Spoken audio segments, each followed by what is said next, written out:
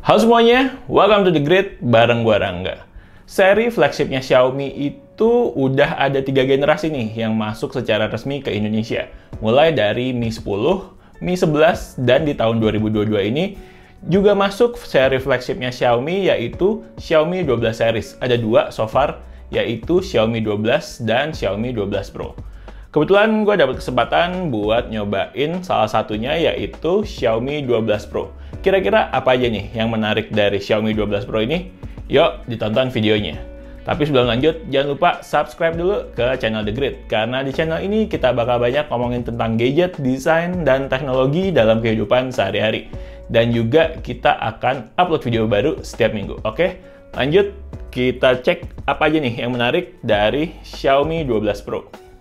Oke, sekarang gue pengen bahas kameranya nih. Jarang-jarang kan gue bahas kameranya duluan. Kenapa gue bahas kameranya duluan? Karena menurut gue, kamera dari Xiaomi 12 Pro ini cakep banget. Oke, pertama gue pengen bahas ini dulu. Sering banget lihat flagship phone itu yang punya kamera lebih dari satu, ada 2 atau 3 kamera itu biasanya punya satu kamera unggulan yang megapikselnya tuh bisa gede sendiri, 64 megapiksel, 108 megapiksel, dan lain-lain. Tapi kemudian jomplang nih ke kamera kedua dan ketiganya. Kamera keduanya bisa cuman 12 megapiksel, cuman 8 piksel, atau bahkan cuman 2 megapiksel. Nah, di Xiaomi 12 Pro ini bisa dibilang cukup berbeda nih, karena di Xiaomi 12 Pro ini megapiksel dari lensa-lensa yang ada di 3 kameranya semuanya sama. Di lensa kamera utama 50 megapiksel, kemudian lensa kedua, lensa ultrawide juga 30 megapiksel, dan lensa yang ketiganya juga semuanya 50 megapiksel. Jadi semuanya sama rata.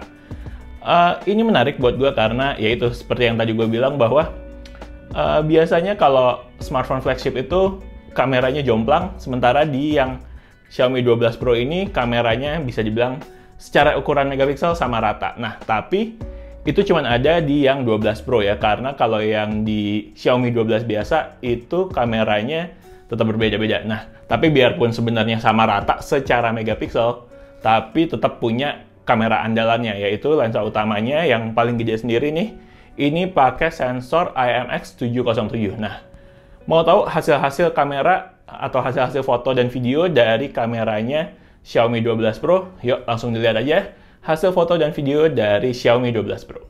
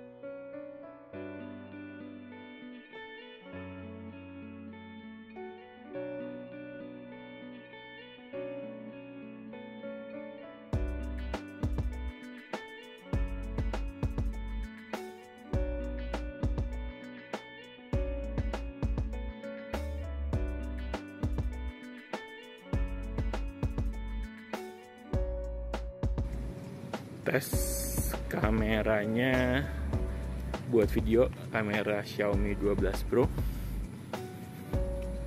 ini mode 4K 30 fps. Kalau nggak pakai macam-macam itu bisa sampai mode 8K 24 fps.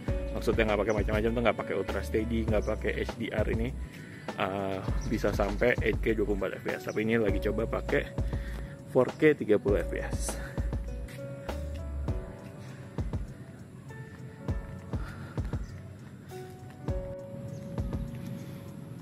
Oke, kalau ini untuk kamera depannya Kalau untuk kamera depannya sendiri, pilihannya nggak sebanyak kamera belakang. Kamera belakang tadi maksimal di 8K 24 fps. Nah, kalau di sini cuma ada 3 pilihan mode, yaitu 720p 30 fps, 1080p 30 fps, sama 1080p 60 fps. Ini lagi nyoba yang 1080p 60 fps. Kualitasnya sih cukup oke, tapi sayangnya pilihan modenya nggak terlalu banyak. Coba jalan lagi ya.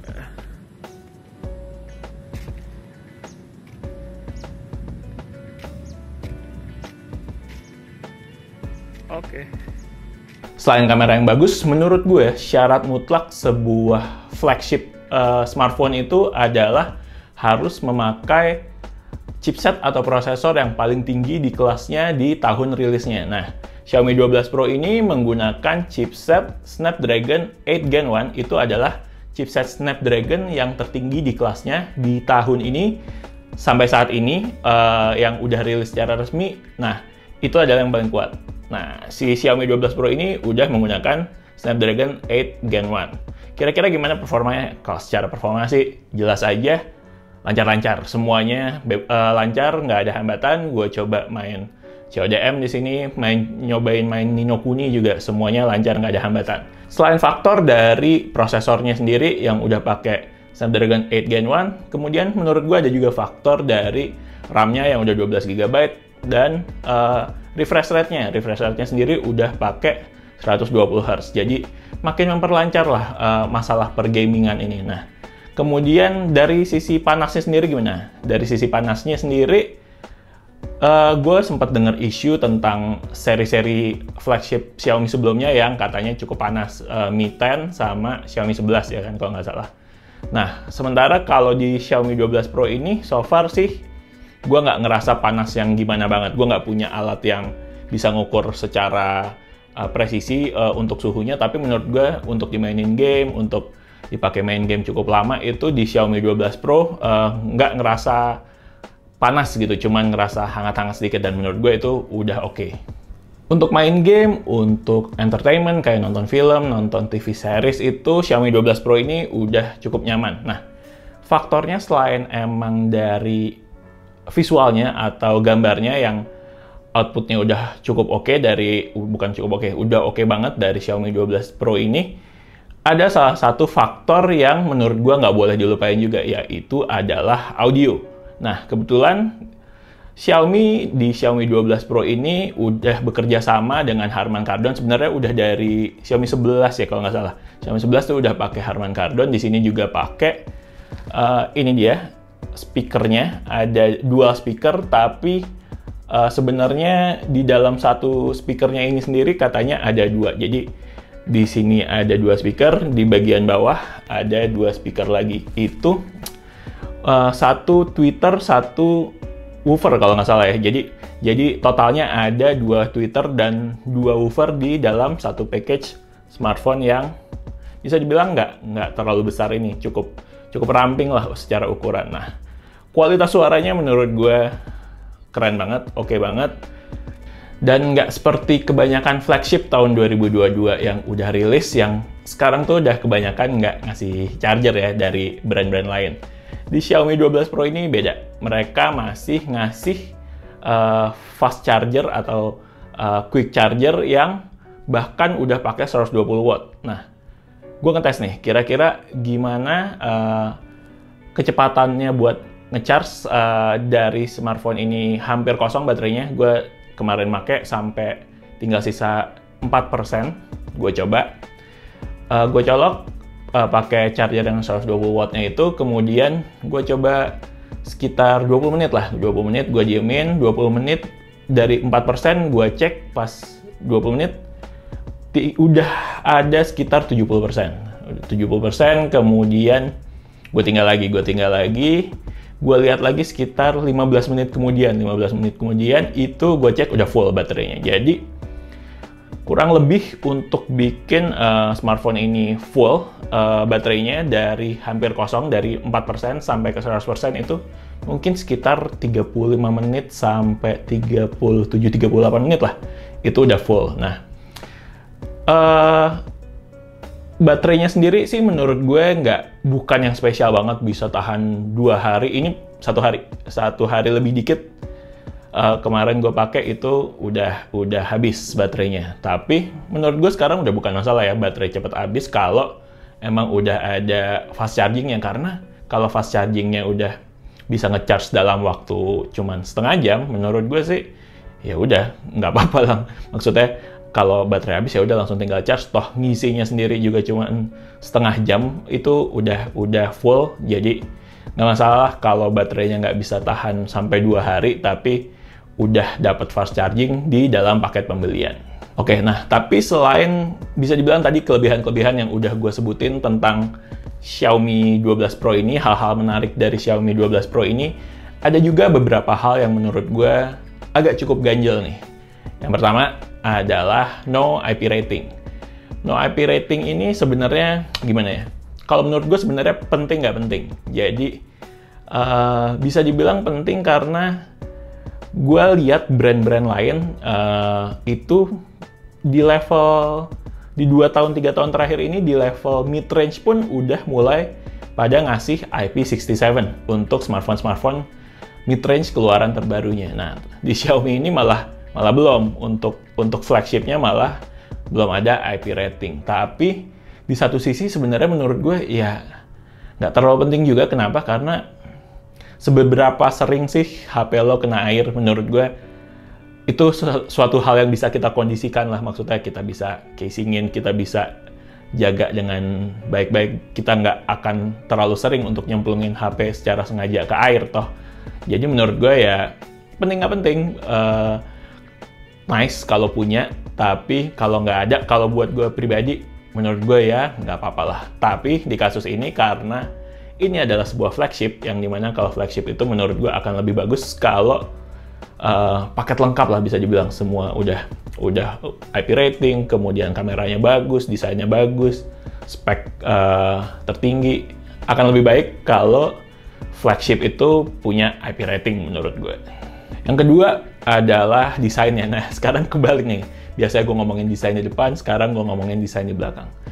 Xiaomi 12 Pro ini desainnya sama sekali nggak jelek. Sama sekali nggak jelek. Desainnya keren, kemudian kamera kamera modulnya ini juga menurut gue desainnya menarik lah, bagus. Build quality-nya enak banget dipegang, soft banget, smooth banget back covernya.